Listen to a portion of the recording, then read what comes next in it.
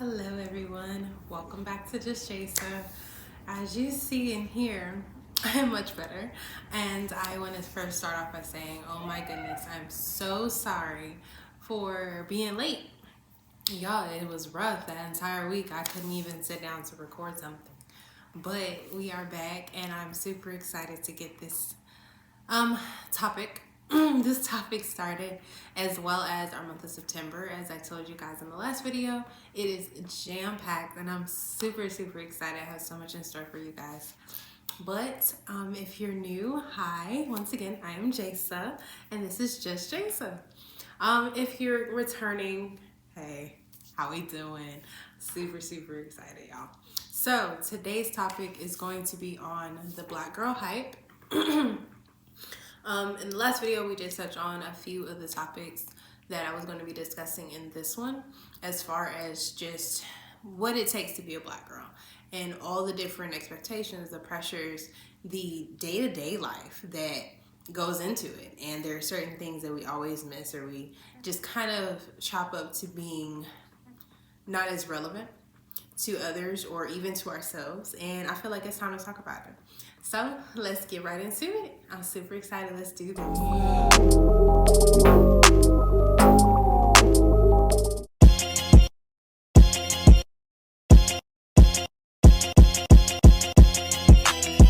Alright, so let's start here, right? So in our last video, we talked about never being satisfied. Ooh, y'all, I had to remember. Last video was on never satisfied, and I gave you guys a lot of background on just how I got to that point of constantly trying to add my value, find my niche, and just be this image that I thought I was supposed to be. And I had alluded to how that goes into my black girl hype. Once again, for people that are new to my channel, everything I speak on is in reference to what I'm going through, who I am, my experiences. So I will never share something that is like, oh, well, this is a general black girl, this is the general black thought. This is just my thought, my experience, and things I would like to share for someone that may be just like me. So as you see, we are in a totally different space when all my colors are a little diluted because I am being mommy. We talked about this too. Y'all, my life has changed trying to balance mommy and business and just trying to do my thing, y'all. So please excuse if I'm looking away. I'm checking on my child. But moving on. So black girl hype with that. So let's just go back to the last video, kind of how we talked about my school. Yeah. So we talked about my schooling. It was super big for me when I was in school because I had to really focus on what career would give me the most value. What would make me look like that black girl, you know? Like that top tier black woman coming straight out of college. I am like what really sat with me and I thought would make me more impressive, for lack of a better term, right? Which I guess is the best term. What would make me more impressive? And ended up being criminal justice. I'm like, okay, cool. Criminal justice, let's go ahead, let's be an attorney. No, girl, you don't want to be an attorney. I love to argue. Let's go back, because I ain't going to be the aggressive black girl, right? I am good at articulating my point.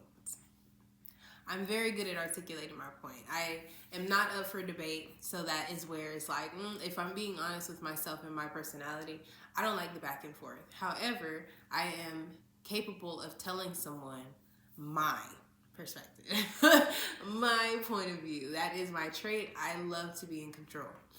So when it comes down to it, that is where I get that, okay, I can see myself being an attorney.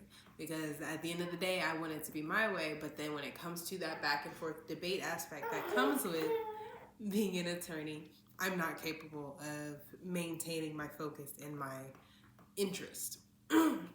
So we move on. And I'm constantly thinking about things that I wish I would have done. And it would have been journalism. I absolutely love journalism. My last year in college, I actually took on my minor. And it was supposed to be in journalism. I met some amazing people. I learned some amazing skills that came with this, but I never pursued it. I took a couple classes. I was like, okay, I can see myself doing this. And by the time I was done, I was like, you know what? I'm just ready to be done. I don't want to be here any longer than I need to be. Let's just call it what it is. So I actually did my minor in business. Y'all, literally finished the entire minor, but I failed one of my classes. And I just, same thing. I gave up. But it was so bad because even in high school, I had a niche for fashion marketing. That was something that I focused on. I don't know if many of you guys have a career academy, but the career academy is where I got my fashion marketing stuff in. So when I went to college, I was like, I know I'm going to do something with business. And here I am running businesses with that one credit short of a business minor. But that doesn't change what I thought it meant, right? So yes, I went to school and I got these crazy degrees, but at the end of the day, I still didn't feel like it was impressive enough. So I kept making changes, I kept making decisions that I felt would add to my resume. So here I am now, okay, instead of focusing on why I wanted to become a teacher while I was in that pre-K position, I focused more on how important it was to share that accomplishment, right? So let me give you an example. I was hired on with my first teaching position in October of 2021. And by 2022, which was the end of the school year in May, I had already been hired on as a real teacher. I say real teacher, a independent teacher, full-time teacher, lead teacher, however it resonates with you. And then I was in my master's program to become, certified teacher. And I was just, in my mind, I'm like, okay, boom, you've accomplished all these different timelines. You got stuff done. You did it quickly. You're here, you're there, and I didn't see it as, okay, bless you, baby. I didn't see it as, remember why you want to do this. It's not a competition. It's not to one-up someone else. It's not to add value. Girl, you love kids. I loved kids. I loved working with them. I loved seeing those cute little lessons. Like, that was something I actually enjoyed. And instead of focusing on that, I was focused on, how can I get here faster than the last person? Or how can I say that I have this under my belt and knowing someone else doesn't? Why was that my mentality? Why was that something I found impressive, right? So it was crazy because there was actually someone I had gotten to, I was actually having a conversation, to go back to my thought. I was having a conversation with someone. I don't remember if it was my mom or someone close to me or if it was just a random stranger. I apologize to whoever remembers the conversation. But it was stating how minority women, or really minorities in general, but minority women, we tend to be sent to school to be educated, to grow our careers, to really focus on our futures. Whereas non-minority women tend to have the ability to go and find a husband.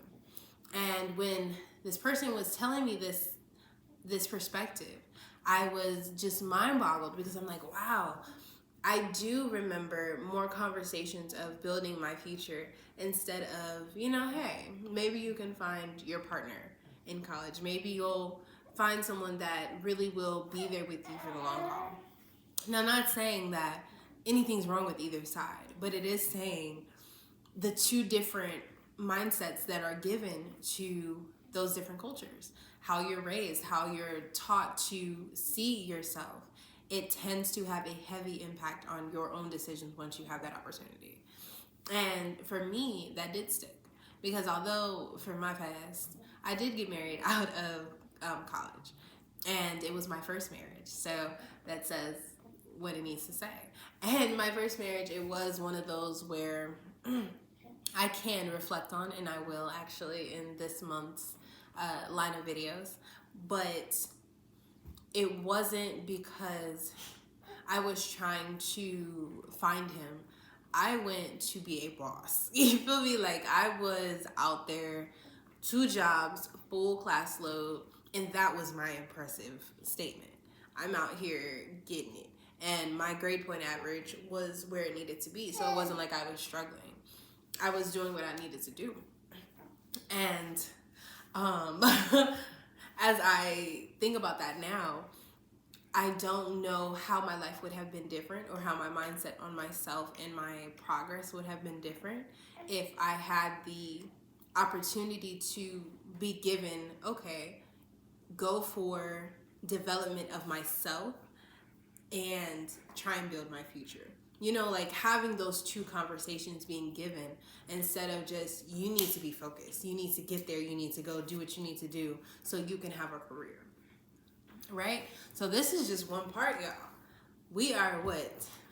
10 minutes in. This is just school. Right? So, bless you, baby. So let's fast forward a little bit, right? So something I've always struggled with was my appearance. I, bless you, baby, I have had some crazy mental breakdowns for those crazy intense moments. I have had some crazy breakdowns over how I look. And to the point where whoever's waiting for me will sit there and look at me like, why in the hell are you freaking out? Girl, just put something on. But for me, it was never that simple, because I have an image to uphold. And I couldn't just walk out however I wanted to. If I have a bonnet on, oh, I look ghetto. If I am dressed too provocatively, oh, I'm a slut. Or if I just want to dress like a tomboy, like I bet she's aggressive. So it's always something that, at least in my black girl experience, it was always something I had to combat. It was always something I had to process. It was always like, okay, so if I do this, I'm gonna look like this. I can't wear hoop earrings, even though it looks really good with my hair for the time being, because then they're gonna think I'm ghetto. Oh, okay, well, you gotta wear studs. Okay, this stud has to be this size, because then it just looks too raunchy. It looks crazy. It's just so many things that went into it just to get dressed. And it's like, okay, trying to explain that to someone who may have already experienced that part of their life and is just at a point where they're like, fuck it, I'm going to do what I need to do in order to be confident in myself. I'm still experiencing that. I'm still learning, okay, this is what I need to do to get to that point. But for right now, I'm contemplating everything someone is going to say, everything that goes into being a black girl in society, everything that I have to remember to remain in my position, in my social position. So I'm constantly combating my own thoughts, as well as what I think society will expect of me. So I move on to my hair. And I went through a huge phase in high school, y'all. I was that straight hair girl with the swoop and the headband, because I thought I was hot shit, and that's what I needed to do to keep up appearances with my crowd. I didn't have the long, luxurious hair. I didn't know how to take care of my hair because it was straight. And I didn't know how important it was to take care of my curls. So as I'm going through these phases, I'm not allowing my original design to be as bold and vibrant and have its debut, because my hair is straight. I didn't know what to do. It's dead, it's dying, it's oily, it's all get out. It wasn't looking like the people I was trying to imitate, because it wasn't meant to do that. So as I get older, I go to college, and I'm like, okay, by then, y'all remember I saw my first curl in my head, I think it was junior year. I had found this awesome hair lady. She was training my hair to be natural. And I remember the first time I had washed it after I had a couple appointments with her. And I was like, oh my God, Mom, my hair is curly, my hair is curly. And it was a revelation for us. We didn't know. We didn't know how to do it. We didn't know what we were doing. We just knew the expectation was crazy, y'all. But going to college, and now I have this new hair. I have this new mindset on how to dress. I have this new mindset on just who I am as a person. I had much more confidence then. I had much more of an idea of where I wanted to go then. I had just this journey to go down. So same thing, I change my hair often. I'm like, y'all, I got length now. I got some thickness to it. I could do it curly, I could do it straight, I could do braids, I could do, I had learned how to do my own hair. So I'm like in this position where I'm just starstruck with myself, with my blackness, with my beauty, my womanhood, everything that was coming to fruition. That was something I was playing with. And I'm doing this. I'm constantly changing my hair. I'm constantly changing my clothes. I have to make sure I look the best. I worked in retail my entire college career, so y'all can only imagine my closet. It was wild. So I'm doing all this. Why? To fit some black girl image, to remain impressive, to gain interest of anyone that understood how much work I had put in to remain that black girl. And the struggle of trying to remain in that position wasn't necessarily hard. It was tedious. It was time consuming. And eventually, not only did my mental break away because I'm trying to uphold this image, my hair did. My hair did. I started to gain weight. I remember that same year, junior year, I went to the clinic, doing my stuff, y'all. I had to make sure we were straight. But I'm there and she weighed me. I was like 140. I have never. Y'all, I was like, either I'm becoming an adult and this is new to me or something's wrong. I was 140 and I've never been more than $120. So it was different for me. And just seeing these different changes in myself, seeing, okay, why are you doing all this? I hadn't wore a heel after that. I used to wear heels every day. I stopped. Not necessarily because I didn't love them. I love my heels. But I just stopped because it was just kind of one of those things where it served its purpose. Because I don't know if you guys remember my story, but I learned to be part of the modeling organization on my campus. And then after that, I just took it as something else to be impressive. I used it as a way to be impressive. And it lost its value. It lost its interest. It lost its spunk. I did it every day. It served its purpose. So here I am, finding myself, trying to constantly buy wardrobes that I thought fit my personality and made me feel good. And it boils down to this moment. I have things that I absolutely love. I love my business. I love kids. So I'm tutoring while I'm taking care of my child for the next couple of months until I go back to work. I am running my self-care body care business. I love it. I'm exclusively doing things that I found good for me, instead of trying to nitpick in every basket, trying to do bath soaks, trying to do body scrubs, trying to do oils, trying to do sprays. Relax. I like this. So this is what I'm focusing on. I have my channel. I love talking to you guys. I've told you guys that multiple times. That's something I love to do. And instead of trying to do all these different things, I've learned to focus on one. Focus on what is my purpose? What am I trying to do this for? And it's made me feel more valuable and impressive than saying I've done all these things. And instead of people hearing me, they see, damn, she looks tired. Damn, she looks beat up. She looks worn out. What's the purpose? Sorry. What's the purpose if I'm going to have to pause? Last time, let's try and finish up, right? So, in this moment, I am proud of who I am. I'm proud of my growth. I'm proud of my journey in being able to say my black girl experience so far has been rough. It's been educational. It's been supported. It's been beat down. It's been enlightening. It's been, there's so many words. And at the end of the day, they all mean the same thing, that I have valued it. I'm not done. right? As they say, we're always growing, we're always learning some new things, and there's going to be another video later that will touch on that growth. But to speak on the Black girl experience, it really folds into what I've been building, what I've been working on. I have no idea how I'm going to share that moment with you guys. I probably should work on that. But I have rebuilt, I have rediscovered, I have pinpointed exactly what I wanted to do with my business, what I want to do with who I am, what I'm building. And before, people, you guys have known it as Cleo with a Z. And that was huge for me.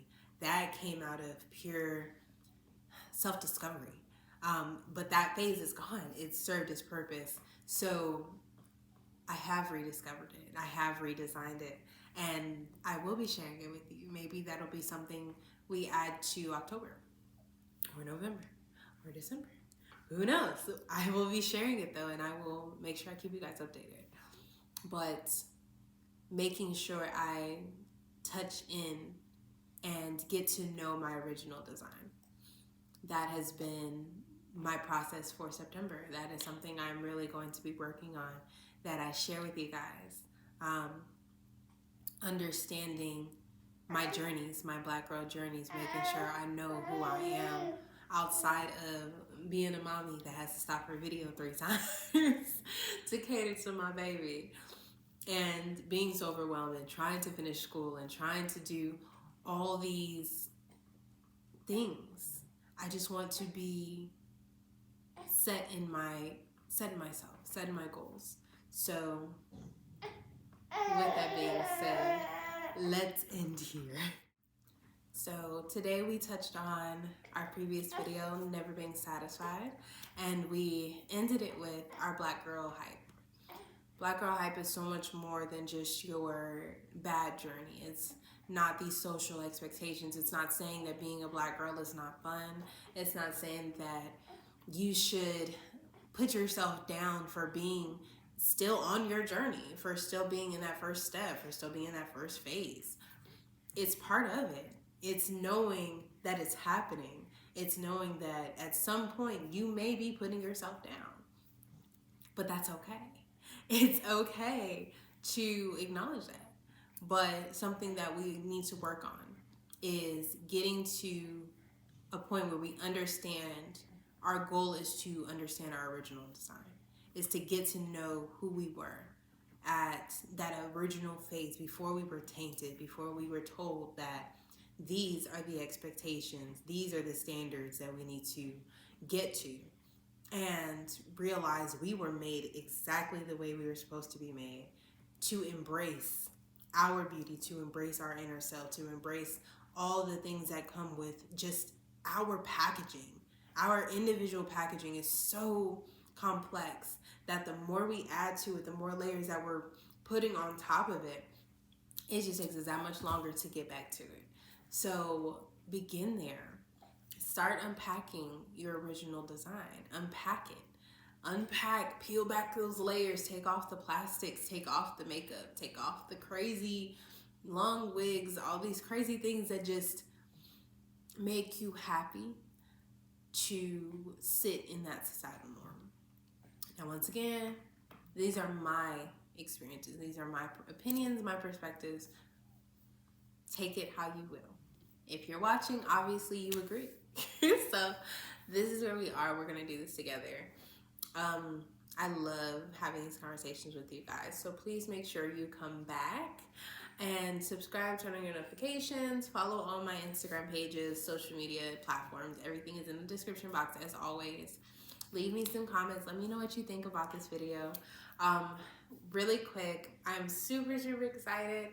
Next week, we have our first SheEO coming on my channel. I will be doing the interview with our lovely Chanel. She is a spiritual coach. She is the owner, founder, the main supporter, main squeeze, the coach. She is out here for Women to Women organization. It is a nonprofit that supports women who are trying to transition back into life after having a kid or being incarcerated, or just need that extra support from a coach, mentors, these awesome girls, from young girls to grown women that need that educational support, trying to get your GED, trying to get back on your feet, like I said, with maybe food stamps, you need help finding home shelters, you need anything of those natures to get back on your feet when you have kids or you don't have kids, or you just need an idea, y'all. You need somebody to talk to. That is what she does. But obviously, I can only say it as good as I can. But this is her organization, and this is something that she will be talking with me about come next week. I will be posting, obviously, all the videos, all the posts on my social media platforms. So if you miss it on my channel, it's no worries. Please make sure you like, subscribe, turn on your notifications so you don't miss it. But all of her information will be linked below as well, so you can go explore her page before she comes and visits us, because obviously I can only do so much. I'm so excited, half the time I'd be forgetting the words. So, you know, her page will do more justice than I can ever. So please, please, please come back and support her. We will be doing this every month, and I would love to see you guys up our subscribes, up our ratings, up this. Let's get this shared so we can have awesome people on here more than just once a month. I'm down if y'all are. All right, so thank you as always. Make sure you come back every Friday, because you know we'll have our regular videos. I promise next week we will be back on track. Thank you for being so patient with me while I was sick. But we're back, and I'm super excited to see how this next video goes, okay? Thank you so much. I love you. I love your support. I love the follows. I love all of it. Please keep it coming. Until next time, bye-bye.